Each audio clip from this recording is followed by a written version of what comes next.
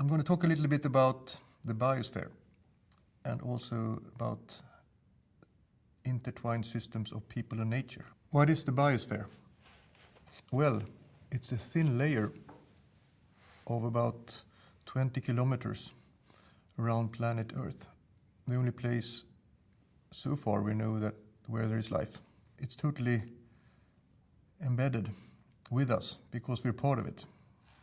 We have evolved on the planet, we're living on the planet, and all our societies, all our civilizations, the whole globalized community are embedded parts of the biosphere, this little thin layer of life. To me, that's utterly important when we're thinking about development, because if we go back during the 1900s, development was highly focused on bringing people out of poverty through economic means, often forgetting about the environment or treating it as a part of many other inputs to well-being. But in the Anthropocene, that's completely different. In the Anthropocene, we are now shaping the biosphere as a species on global scales, challenging the future of our own existence on Earth, actually. So that means that the development really has to rethink itself in that broader context of not just development in certain parts of the world, but how those certain parts of the world can improve their development pathways together with development taking place in all other parts of the world, so that we can steer human actions and human decisions to become in tune with this little round ball we're living on, with the thin layer around planet Earth. That's the real development challenge. Okay, so that's why we're talking about intertwined systems of people and nature. We call them social ecological systems. The whole idea of thinking about people as one part and society as one part and the environment as another part is totally outdated. They're completely intertwined. It's the wrong cut to try to separate them. This way of thinking about the world is, of course, a big challenge for many projects, for many ways of doing things the way we've been doing it before. But it has an enormous potential. It creates an enormous opportunity space to really create new pathways, new developments that doesn't exist today.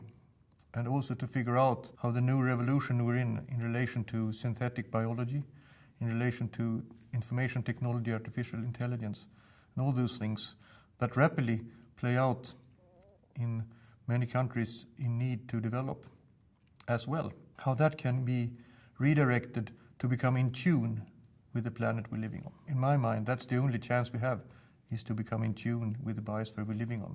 Then we will have the opportunity to be 9 to 11 billion people on Earth, hopefully with some dignity and in relative peace. Okay, so let me give you an example of an intertwined social ecological system in the Anthropocene. Lobster fisheries in Maine on the east coast of the United States have been looked upon as a true success story of how people actually can collaborate, come together and find ways to fish without overfishing the lobster. So the Maine has been described in lots of literature and by many people as that humans really can collaborate and have collective action around resource management.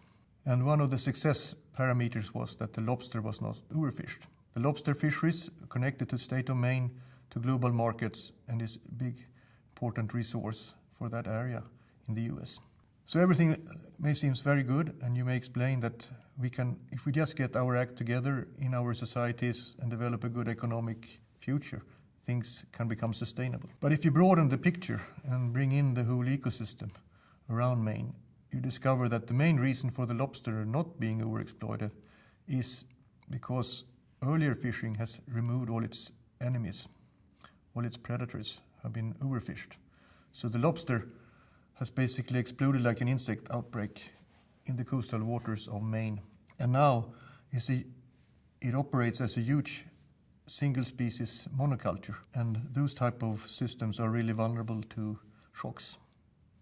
So that's where the resilience issue come in. The whole ecosystem has lost its resilience because there's one species basically around there. And if you have low resilience and the system is hit by diseases, it may collapse. And actually further south on the east coast of the US. In some areas, up to 75% of the lobster population were wiped out because of diseases coming in with warmer waters and climate change. So that's an example of an intertwined social ecological system.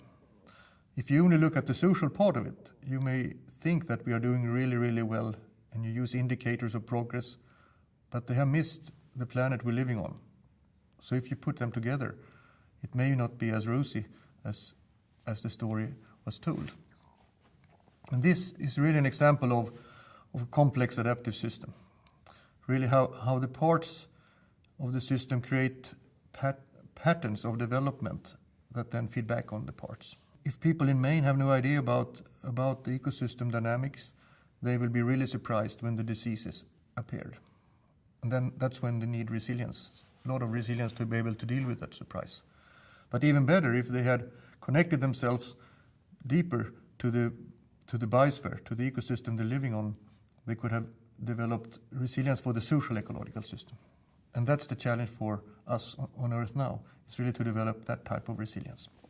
Another major challenge when dealing with complex adaptive systems is to balance connectivity and modularity and redundancy and diversity. Redundancy really relates to resilience of having backups that can help you to deal with the uncertainty, to deal with unknown, to deal with surprises. Diversity, of course, can be too much, but it also necessary to be able to respond differently. It's a bit like portfolio management in the stock market. If you put all your eggs in one basket, you become vulnerable. But if you have diversity, then you have more opportunity and a bigger opportunity space to respond and develop.